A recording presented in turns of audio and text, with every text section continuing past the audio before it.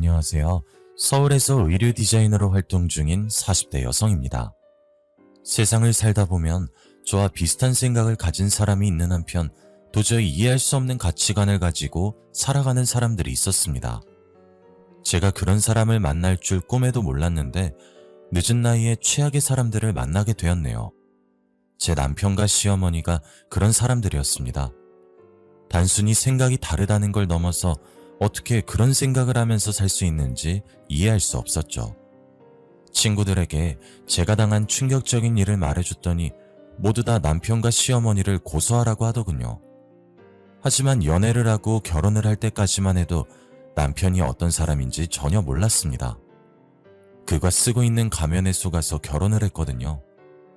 5년 전의 일이지만 아직까지 그때의 상처가 고스란히 남아있어서 억울한 마음에 이렇게 사연을 보내봅니다. 저는 대학에서 패션 디자인을 전공하고 의류 제조업체에 취업을 하게 되었습니다. 디자이너가 되겠다고 결심하게 된 데에는 친정엄마의 영향이 컸죠. 엄마가 디자이너가 되고 싶어 하셨거든요. 하지만 가정 형편상 대학에 들어갈 수 없었습니다. 엄마가 대학에 들어가기 전까지만 해도 집안 형편이 괜찮았는데 외할아버지의 무모한 선택으로 한순간에 기울어져 버렸습니다. 공무원 생활을 하며 착실하게 돈을 모아온 외할아버지께서 지인의 꼬임에 넘어가 그동안 모아둔 여윳돈을 펀드에 투자하셨다고 합니다. 내가 그 애들한테 들어서 알고 있는데 너 여유자금 좀 가지고 있다며? 내가 잘 아는 펀드 매니저가 이번에 새로운 상품을 기획하고 있대. 투자자 모으고 있는 중인데 너도 같이 할래? 이러면서 자기가 최근에 이룬 수익률을 보여주었다고 합니다. 그 수익률에 눈이 먼 외할아버지께서 그 펀드 매니저를 만나본 거죠.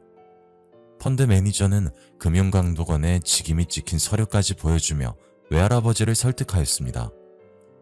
아무래도 큰돈이라 걱정되시죠?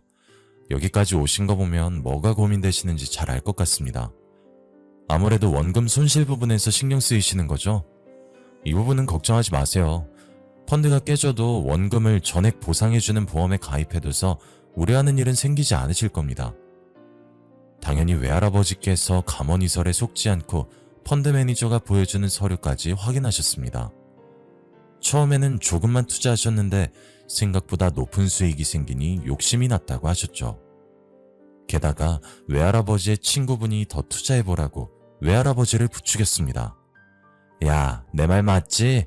생각보다 수익 괜찮다니까. 이번엔 남 믿고 몰빵해봐.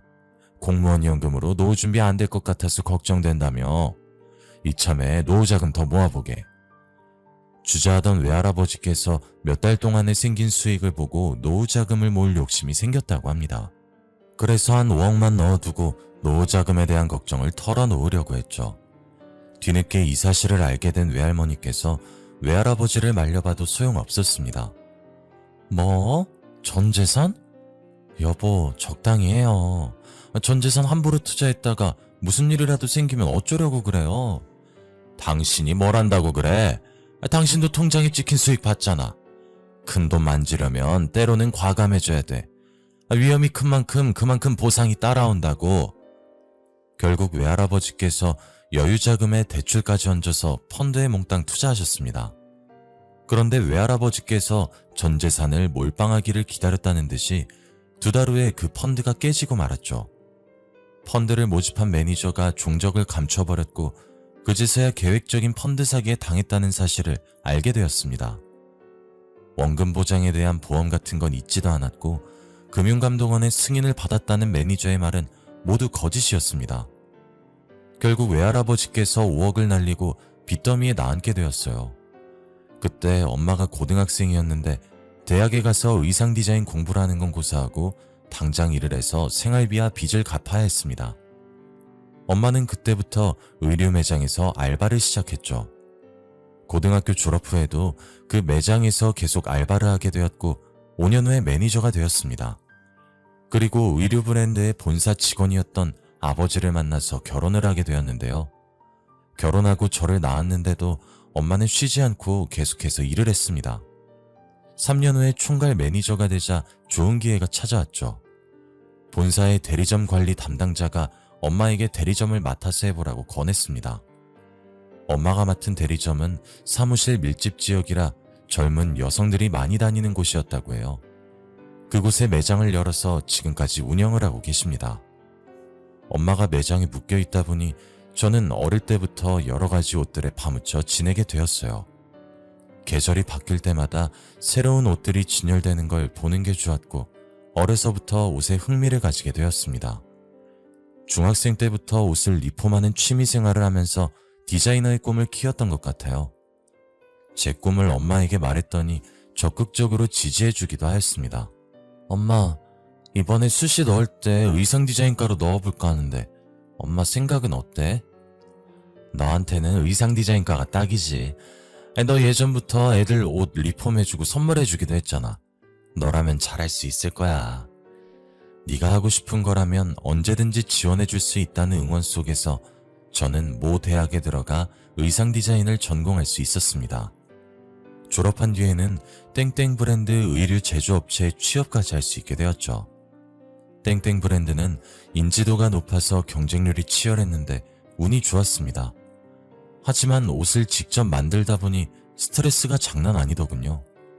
취미생활로 옷을 리폼할 때와 다르게 소비자들의 감각을 파악하고 시장의 흐름보다 앞서 나가는 옷을 만들어야 했습니다. 그래도 제가 힘들게 만든 옷이 잘 팔린다는 말을 들으면 피로가 풀리고 기분이 좋아졌죠. 그렇게 제가 소비자들의 마음을 사로잡을 옷을 만드느라 정신없이 일을 하다 보니 어느덧 30을 바라보게 되었습니다. 그때 무렵 한 남자를 만나게 되었죠. 제가 디자인 옷을 사진 촬영해주고 광고용 매체에 실어주는 업체에서 만난 친구였어요. 성주 씨는 사진작가로 활동하며 대학에서 사진 관련 강의도 하고 있었습니다. 저는 잘 몰랐지만 각종 사진 공모전에서 여러 번 당선한 경력도 있고 그 바닥에서는 이름이 알려진 사람이었더군요.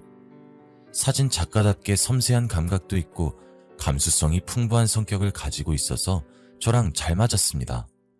저랑 이야기가 잘 통해서 끌리는 것도 있었죠. 그러다 난감한 일이 일어난 적이 있었습니다. 제품의 사진을 촬영하러 스튜디오로 갔는데 모델이 말도 없이 잠적했다고 하더라고요. 효진씨, 어쩌죠? 섭외해놓은 모델이 갑자기 펑크를 냈어요. 지금 다른 모델을 섭외하고 있는데 이미지에 맞는 모델을 찾는 게 쉽지가 않네요. 할 수 없죠. 모델 섭외되면 연락 주세요. 그날 촬영은 취소됐다고 생각하고 돌아섰는데 성주씨가 저를 불러세우더군요. 잠깐만요. 여기 한번 서보세요. 성주씨가 저를 촬영 세트 앞에 세우더니 카메라로 이리저리 살펴보고 몇 가지 포즈를 취해보라고 하였습니다. 저는 당연히 당황스러워하면서 성주씨가 하라는 대로 포즈를 취해보긴 했었죠. 사진을 몇 장 찍어보고 감상하고 있길래 제가 성주씨 곁으로 가서 사진을 보며 물었습니다. 성주씨, 갑자기 제 사진은 왜 찍으세요? 아주 좋은데. 효진씨가 직접 모델해보는 건 어때요? 네? 아니요, 전 모델해본 적도 없고 그럴 생각도 없어요. 지금 출시된 옷이랑 효진씨랑 잘 어울려요. 시험삼아 한번 해보죠. 어차피 적당한 모델도 없잖아요.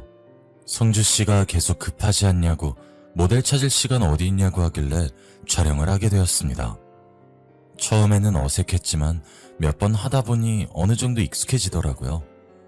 그동안 본 게 좀 있어서 모델이 했던 포즈들을 따라했던 것 같습니다. 다행히 성주씨 반응도 괜찮더군요. 그래요, 딱 그 자세요. 허리에 손 얹으시고, 좋아요. 웃으면서 턴 한 번. 오케이. 의자 잡고 앞 보면서 방긋 웃고, 좋아요. 성주씨가 계속해서 다른 포즈를 요구하면서 쉴 새 없이 플래시를 터뜨렸어요. 이게 잘 될까 싶었는데 제가 찍은 제품 사진이 생각보다 많이 팔리더라고요. 반응이 좋아서 성주씨도 저도 무척이나 기뻐했습니다. 효진씨 축하해요. 제 예상보다 반응이 좋아서 다행이에요. 모두 성주씨가 잘 찍어주신 덕분이에요. 고마워요. 우리 팀끼리 축하주 좀 마실까요? 오늘 다들 약속 없으시죠? 그날 밤 저희 팀끼리 자축하는 의미에서 회식 자리를 만들었습니다. 근데 그 자리에서 성주씨가 제게 만나는 사람이 있냐고 묻는 거 있죠? 효진씨, 혹시 만나는 사람 없나요? 효진 씨 진짜 인기 많을 것 같은데. 아니요, 저 인기 없어요. 오히려 성주 씨가 많을 것 같은데요. 저도 인기 없어요. 이제 슬슬 연애도 해야 하는데 바빠서 연애를 못 하겠네요. 아무래도 혼전순결이라 만나기도 어려운 것 같아요. 혼전순결이요? 성주 씨 교회 다니세요? 네? 네, 맞아요. 효진 씨도 교회 다닌다고 들었는데 어디 교회 다니세요? 네, 저 땡땡교회 다녀요. 성주 씨는요? 아, 교회요? 뭐였지? 별로 안 마셨는데 술에 취했나? 기억이 안 나네. 성주 씨가 술에 취했는지 교회 이름이 생각이 안 난다고 하더라고요. 그러면서 이렇게 예쁘고 잘난 여자가 왜 남자가 없냐는 말을 계속했습니다. 저는 술김에 한 농담이라고 생각하고 가볍게 받아 넘겼어요. 그런데 성주 씨가 갑자기 일어나서 바람을 쐬러 가자고 하는 거 있죠? 다른 팀원들은 저희가 무슨 말하는지 신경도 쓰고 있지 않아서 얼떨결에 같이 나가서 찬바람을 좀 쐈죠. 술집 앞에서 멍하니 서 있다가 포장마차 하나를 발견했습니다. 포장마차에 김국을 팔길래 반가웠죠. 저희 엄마가 해남 사람이라 김국을 자주 해줬거든요. 우와, 여기 김국을 다 파네요? 김국 파는 거 처음 본다. 김국? 김국이 뭔데요? 말 그대로 김으로 만든 국이에요. 저희 엄마가 바닷사람이라 어렸을 때 자주 해줬거든요. 저 한 번도 먹어본 적 없는데 저기 들어가서 소주에 김국 먹어볼까요? 아, 그럴까요? 술도 알딸딸하게 취했겠다. 김국을 보고 신나서 성주씨와 단둘이 술을 마시게 되었습니다. 김국에 대한 추억을 이야기하며 엄마 덕분에 의상 디자이너를 꿈꾼 순간까지 털어놓게 되었죠. 그렇게 성주씨와 친해져서 술친구가 되었습니다. 식성이나 주량이 저랑 비슷해서 편했거든요. 자연스럽게 사이가 가까워지다 보니 팀원들이 저희 둘이 사귀는 거 아니냐고 놀리기 바빴습니다. 처음에는 아니라고 딱 잡아댔지만 성주씨랑 사귀면 어떤 기분일까 궁금한 마음이 들더군요. 그래서 이번 주 토요일에 산을 타고 막걸리 한잔 하자는 제안에 주말에도 만나다 보니 자연스럽게 교제하게 되었습니다. 이때부터 성주씨라고 부르던 게 성주 오빠라고 부르게 되었네요. 그렇게 사귄 지 1년 3개월쯤 되었을 때였습니다. 오빠가 결혼 이야기를 꺼내더군요. 결혼 정년기를 훌쩍 넘겼고 프로포즈를 거절할 만큼 오빠한테 흠이 있는 것도 아니었습니다. 게다가 오빠도 혼전순결을 고집할 만큼 독실한 기독교인이었으니까요. 이런 사람 만나기 힘들다는 생각이 또 들어서 제가 망설이고 있으니 시어머니도 결혼을 서두르라고 했습니다. 너 올해 나이가 몇 살이라고 했지? 지금 임신해도 노산이라서 건강해친다. 딱 하나만 낳아도 되니까 얼른 결혼해서 애 가져야지. 뭘 망설이고 있어? 어머님, 아무리 그래도 앞으로 인생이 걸린 중요한 문제인데 다음 달은 너무 빠른 것 같아요. 빠르긴 뭐가 빨라? 나는 20살 때 맞선 보고 일주일 뒤에 바로 시골렸다. 그때랑 지금은 다르죠. 지금은 제가 하는 일도 있고. 제가 애둘러서 거절하려고 하는데 오빠가 더하더군요. 얼른 결혼하자고 시어머니보다 더 심하게 재촉을 하고 있었습니다. 결혼하면 일 못하는 것도 아니잖아. 엄마, 내가 알아보니까 보름 뒤에 좋은 식장에 자리가 비었다고 하더라. 내가 그때 하겠다고 예약했는데 거기 식장 한번 보러 가게. 뭐? 오빠, 나한테 말도 안 하고 막 정하면 어떡해. 너도 좋아할 거야. 거기 결혼식장 자리 없어서 결혼 못해. 적어도 1년 전엔 예약해야 한대. 그래도 상의를 해야지. 정식으로 결혼 이야기가 오고 간 것도 아닌데. 제가 기분 나쁘다고 온몸으로 표현했는데도 오빠는 신경도 쓰지 않았죠. 절대 안 된다고 소리쳐도 보름 뒤에 식을 올리기로 결정해버린 것입니다. 저와 친정의 상의나 허락을 받지도 않았는데 일어난 일이었죠. 화가 난 제가 오빠를 따로 불러내서 잔소리를 해봐도 소용없었습니다. 오빠, 갑자기 왜 그래? 나한테 결혼 이야기 꺼낸 적도 없잖아. 이렇게 식장도 잡아버리면 어떡해. 나는 어떤 식장인지 보지도 못했잖아. 그리고 내 스케줄은 어쩌고? 우리 엄마도 안 보고 이러는 게 어딨어. 말 못해서 미안해. 우리 엄마가 아파서 그래. 암이래. 혜진이 너도 내가 외동인 거 알고 있잖아. 내가 급한 마음에 정해버려서 미안해. 장모님께 잘 말씀드릴 거니까 걱정하지 마. 뭐라고? 암? 심각하신 거야? 그걸 왜 이제야 말했어? 오빠 표정이 어두운 게 시어머니께서 얼마 안 남은 것 같더군요. 그래서 오빠를 이해하려고 노력했습니다. 저라도 우리 엄마가 그러면 얼른 결혼하는 모습을 보여드리고 손주도 안겨드리고 싶어서 애가 탔을 것 같거든요. 그런데 제가 잠깐 화장실을 다녀오면서 오빠와 시어머니가 하는 말을 들었는데 이상한 느낌이 들었습니다. 결혼을 두고 둘이서 뭔가 거래를 하는 것 같더라고요. 엄마, 이제 됐지? 약속한 대로 해줘. 조금만 더 기다려라. 시 올리고 혼인신고하면 따로 챙겨주마. 엄마, 왜 말이 또 달라져? 며느리 데려오면 바로 준다고 했잖아. 너야말로 말 지어내지 마라. 내가 분명히 결혼하고 손주 나오면 준다고 했어. 넌 엄마도 못 믿어? 그런 게 아니라 하여튼 5억이야. 확실히 약속 지켜야 돼. 그건 걱정하지 말고 혼인신고서만 들고 와. 5억이라니 저희가 결혼할 때 주는 자금을 말하는 걸까요? 제가 오빠에게 물어보니 오빠가 맞다고 하길래 의심하지 않았습니다. 1년 넘게 만난 남자고 오빠가 시어머니가 아프다는 걸 여러 번 말하고 괴로워했거든요. 이제 곧 운명을 다할 사람에게 돈 달라는 말을 하는 게 힘들다고 했습니다.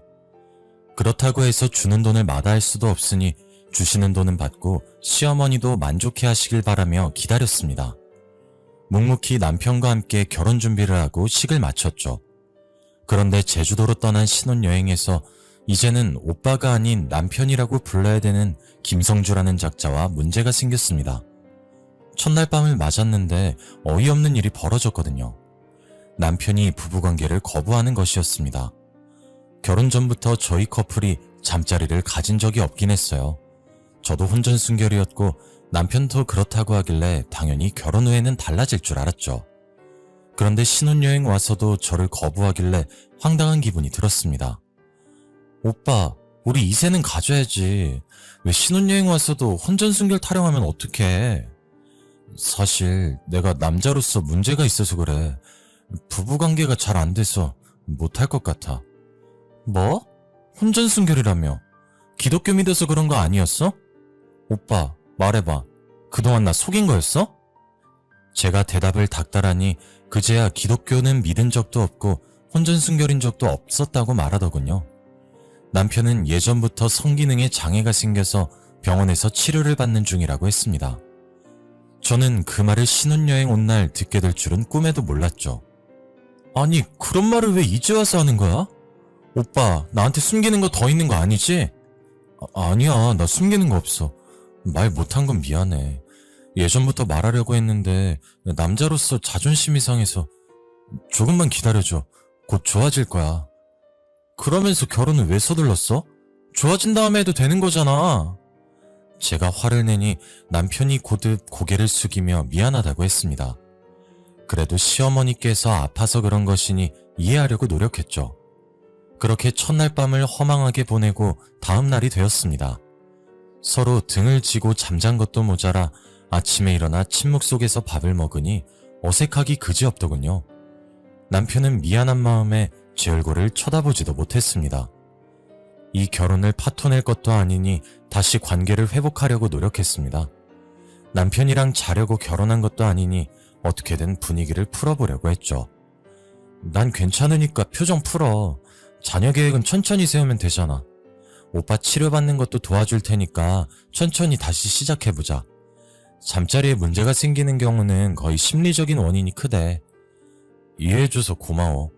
앞으로 숨기거나 속이는 일 없도록 할게. 치료도 꾸준히 받을 거야. 아휴, 이리 와서 이거 먹어봐. 밥 먹고 뭐 할까? 제주도에 유명한 게 뭐가 있지? 의기소침해 있는 남편이 안쓰러워서 먼저 다가가서 위로해 주었죠. 아예 남자구실을 못하는 것도 아니고 꾸준히 치료받으면서 압박감을 떨쳐내면 괜찮아질 거라고 생각했습니다.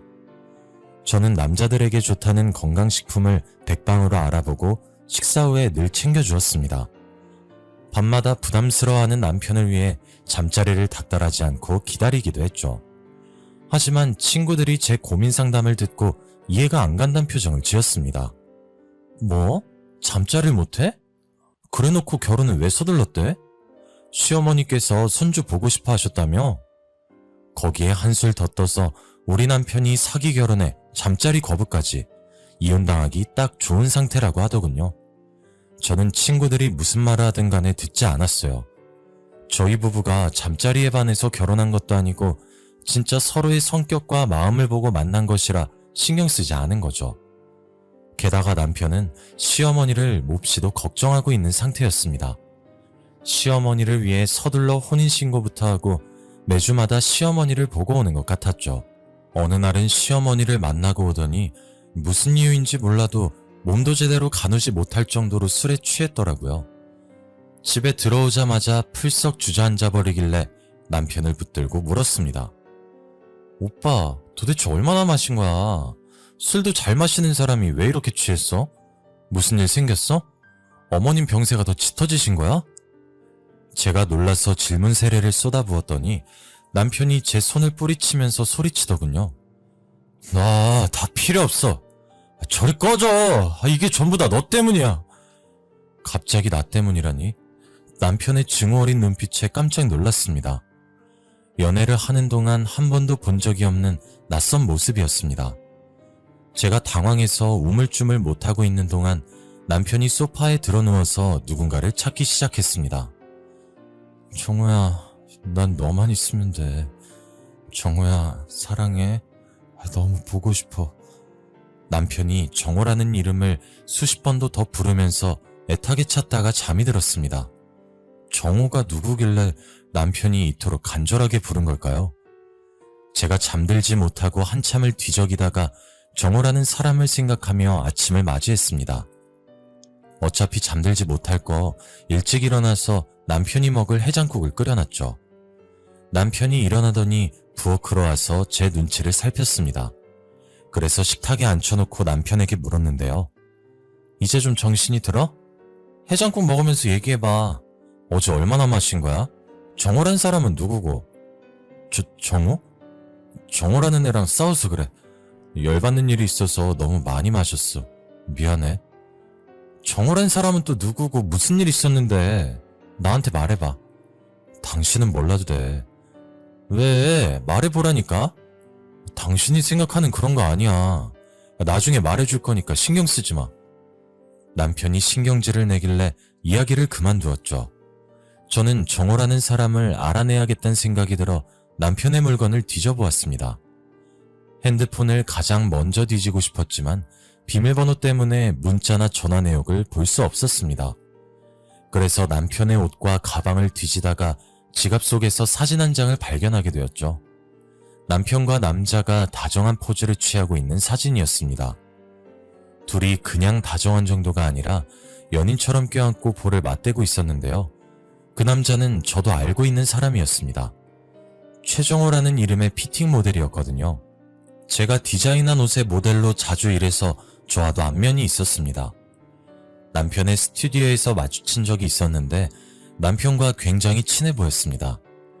제가 잠시 화장실에 다녀온 사이 입에 묻은 소스를 닦아주고 있었거든요. 하지만 남편과 그가 찍은 사진을 보자 안 좋은 예감이 들었습니다. 정호의 이름을 부르면서 사랑한다고 말하는 모습이나 남자와 다정하게 찍은 사진이 저를 의심하게 만들었습니다. 하지만 남편이 제 생각을 읽었다는 듯이 며칠 후에 저를 침대로 불렀습니다. 여보, 오래 기다렸지? 나 이제 준비됐어. 의사 선생님이 이제 잠자리 가져도 된대. 정말이야? 오늘 바로 자도 된다고? 그래, 우리도 이제 가져야지. 엄마도 손잡고 싶다고 난리잖아. 저는 남편이 저를 안을 수 있을까 싶었지만 그날 밤은 정말 황홀했습니다. 남편이 남자를 좋아하는 걸까 싶었는데 전부 다 제 착각이었다는 생각이 들었죠. 하지만 아쉽게도 이새는 바로 들어서지 않았습니다. 아무리 시도해도 임신 테스트기에 두 줄이 보이지 않아 저도 애탔습니다. 그런데 어느 날 부부관계를 하고 잠이 들었는데 옆에 누워있는 남편이 보이지 않았습니다. 안방에서 나가 거실을 살펴보니 남편이 베란다에 나가서 혼자 쪼그려 앉아 울고 있더군요. 제가 왜 그러냐고 묻고 싶었지만 남편이 저를 보고 금세 눈물을 닦아냈습니다. 그러면서 아이가 자꾸 생기지 않아 속상하다고 하더군요. 저는 시어머니 때문에 흘리는 눈물이라고 생각했습니다. 어머님이 언제 세상을 뜰지 모르니 불안해서 그런 거라고 여기고 남편을 꼭 안아주었죠. 안 그래도 시어머니께서 매주 집에 들리셔서 이세 소식을 계속해서 물어보셨거든요. 얘야, 너 아직도 소식이 없는 게냐? 네, 나름대로 최선을 다하고 있는데 잘 안 되네요. 그렇구나. 아이, 관계는 자주 하고 있는 거지? 그럼요, 어머님. 알았다. 그럼 됐어. 시어머니가 미소를 지으시면서 자리에서 일어서길래 얼른 배웅을 나갔습니다. 엘리베이터를 기다리는 동안 옆에 있어드리려고 했는데 어머님께서 전화통화를 해야 한다며 저보고 들어가라고 하셨습니다. 그래서 집 안으로 들어갔는데 어머님이 들리는지도 모르고 전화통화를 하시더군요. 어머님이 뭐라 하시길래 현관문에다 대고 귀를 기울이니 충격적인 말씀을 하셨습니다. 그래, 며느리랑 매주 잠자리 가지고 있다고 하더라. 이제 정호라는 놈하고는 끝이야. 남자랑 남자가 만난다는 게 말이 되니? 우리 아들놈이 잠시 미쳤던 게 분명하다. 그 말을 듣자마자 저는 남편의 스튜디오로 연락도 없이 찾아가고 말았습니다. 남편의 스튜디오 문을 열려고 하니 안에서 정호 씨의 목소리가 들려왔죠. 형, 이제 연락하지 말라고 했잖아. 왜 만나자고 한 거야? 정우야, 네가 오해하고 있어서 그래. 그 여자랑 어쩔 수 없이 결혼했다니까? 나 좀 믿어줘. 듣기 싫어. 어떻게 형이 나를 버리고 여자랑 결혼할 수 있어? 결혼해놓고 나한테 계속 연락하는 건 또 뭐고? 혹시 몰라 문을 살짝 열어 살펴보니 남편과 정호 씨가 서 있었습니다. 남편은 거의 울면서 매달리고 있었고 저는 그 모습을 보고 충격을 받아서 아무 말도 못하고 있었습니다. 정우야, 전부 다 엄마 때문인 거 알고 있잖아. 나한테 암 걸렸다고 뻥까지 치면서 손자 보여달라는데 어떡해. 애만 낳으면 이혼해도 된대. 게다가 그 할망구가 결혼만 하면 5억 준다고 했어. 난 애만 낳으면 그 여자랑 이혼하고 5억 들고 너 찾아가려고 했다고. 뭐? 나보고 그 말을 믿으라는 거야? 그런데 네 생각 때문에 그 여자랑 잘 수가 없어. 머릿속에 온통 네 생각뿐인데 좋아하지도 않는 여자랑 자야 하는 내 심정은 어떨 것 같아? 그러니까 정우야, 나 버리지 말고 조금만 기다려줘. 내가 너 행복하게 해줄게. 그래서 여자랑 결혼하고 잤다는 거야? 그냥 그 여자랑 평생 살아. 뭐하러 내 인생까지 망치려는데? 저는 남편과 정호 씨가 하는 말을 듣고 정신이 혼미해졌습니다. 남편이 동성애자란 사실을 알게 되니 머릿속이 멍해졌죠. 게다가 시어머니가 아프신 것도 거짓말이었습니다. 처음부터 끝까지 남편과 시어머니가 저를 속이고 이용하려고 했다는 사실에 갑자기 배신감이 몰려와 눈물이 쏟아지더군요. 그때 갑자기 문이 열리면서 정호 씨가 나왔고 남편이 붙잡으려고 따라 나왔을 때였습니다. 당신 왜 거기 있어? 설마 전부 다 들은 거야? 남편이 저를 보고 얼굴이 창백해지더군요. 마음 같아서는 남편의 멱살을 붙잡고 한바탕 욕이라도 해주고 싶었지만 몸이 말을 듣지 않았습니다. 그래서 그냥 돌아서서 집으로 들어오고 말았죠. 그날부터 남편은 집에 들어오지 않았습니다. 며칠 동안 고민하던 저는 시어머니를 찾아가 물었습니다. 어머님, 성주 오빠 동성애자 맞죠? 남자 좋아하는 거 맞잖아요. 이제 저 속이려고 하지 마세요. 정호 씨랑 있는 거 다 봤어요. 그러니까 솔직하게 털어놓으세요. 제가 모든 걸 알고 있다고 말하자 시어머니께서 더 이상 변명하지 않고 모든 걸 털어놓았습니다. 남편이 또래 남자애들이랑 다르다고 느낀 건 고등학생일 때였다고 하네요. 초등학생 때부터 워낙 수줍음이 많고 여자 같은 성격이라서 따돌림을 당할까봐 걱정했지만 고등학교에 들어간 후에 뜻밖의 일이 벌어졌다고 합니다. 어머님 집으로 전화 한 통이 왔습니다. 전화를 받아보니 낯선 목소리가 들려왔다고 하는데요. 여보세요? 거기 성주 어머님 되시죠? 네, 맞아요. 그런데 누구시죠? 전 성주 친구 순길이 엄마예요. 아, 네, 순길이 어머님이 어쩐 일이세요? 전화로는 곤란하고 만나서 꼭 들을 말씀이 있습니다. 일단 시어머니께서 순길이라는 친구의 엄마를 집으로 초대했다고 합니다. 그리고 그날 친구 엄마에게 충격적인 사실을 들었다고 하죠. 성주가 글쎄 제 아들에게 키스하면서 고백했다고 하네요. 순길이 말로는 여러 번 그랬다고 해요. 하지 말라고 거부해도 그러는 바람에 애가 정신적인 충격을 많이 받았어요. 네? 지금 무슨 말씀하시는 거예요? 우리 성주가 그럴 리 없어요. 시어머니께서 그 말을 듣고 큰 충격을 받았다고 해요. 친구 엄마는 한 번 더 그런 일이 일어나면 전학을 가게 만들 거라고 경고했다고 하는데요.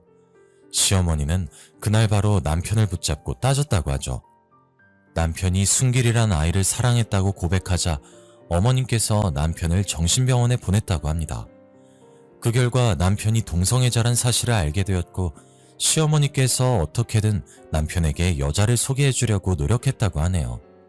하지만 남편은 끝까지 변하지 않았다고 합니다. 성인이 되어도 남편을 강제로 바꾸려고 해서 남편이 무릎 꿇고 애원했다고 해요. 엄마, 나한테 도대체 왜 이러는 건데? 이제 제발 날 이해해줘, 어? 뭐? 남자 좋아하는 걸 이해해달라고? 그게 될 거라고 생각하니? 네 애미가 혀 깨물고 죽어야 정신 차릴래?